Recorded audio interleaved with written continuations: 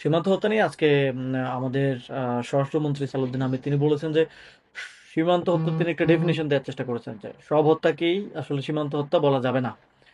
তো এটা খুবই মানে তিনি বোঝানোর চেষ্টা করেছেন যে যারা বিভিন্ন অপরাধ সংগঠিত করতে বা মাদক আনতে বা হচ্ছে চোরাচালানের জন্য সীমান্তের ওই পারে যায়, এটা বাস্তব যে অনেকেই যায়।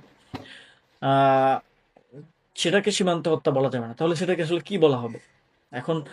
আহ, যদি এটা এরকমই হয় তাহলে সাপোজ বাংলাদেশে অবৈধভাবে ভারতের অনেক নাগরিক থাকে বলে আমরা জানি। আমরা বিভিন্ন সময় পত্রপত্রিকায় দেখেছি অন্তর্বর্তী সরকারের সময় একটা নোটিশ দেওয়া হয়েছিল যে অবৈধভাবে যারা আছে সবাই যেন ইনফরমেশন সাবমিট করে।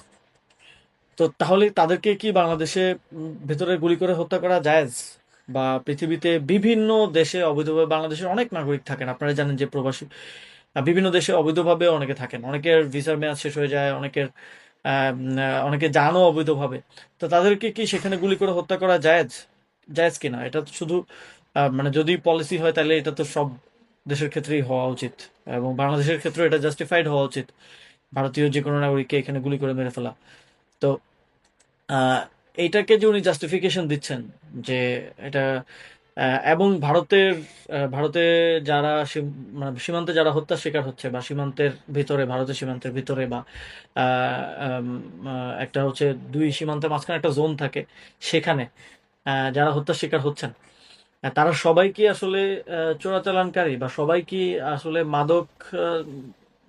মাদকের আদান প্রদানের সাথে জড়িত বা চোরাচালানের সাথে জড়িত? এটা কিভাবে সরকার আসলে নিশ্চিত করবে যে কোনটা? তো এই বিষয়টা নিয়ে আমার মনে হয় আরো স্পষ্টতা প্রয়োজন। এটা একটা দায়সারা বক্তব্য বলে আমরা মনে করছি যে সীমান্ত হত্যার বিষয়টাকে তিনি রংলি অ্যাড্রেস করছেন। তিনি বরং ন্যাশনালি এই বক্তব্যের মাধ্যমে, ন্যাশনালি ইন্টারন্যাশনালি এই বক্তব্য তো অবশ্যই ভারতেও বিভিন্ন মিডিয়া কভার করেছে করেছে আমি দেখেছি।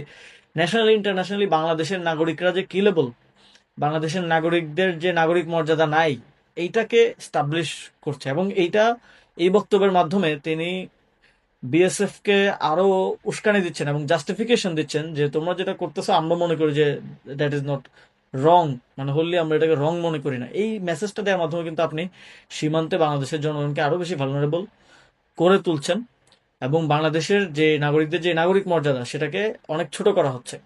তা আমরা মনে করি সীমান্তে কোনো নাগরিককেই আহ, ভারতের সীমান্ত রক্ষাকারী বাহিনী গুলি করে হত্যা করতে পারে না। যদি কেউ সেখানে চোরাচালান করতে যায়, কেউ মাদকের সাথে জড়িত থাকে, তো সেটা তাকে তারা তাকে তারা অ্যারেস্ট করতে পারে।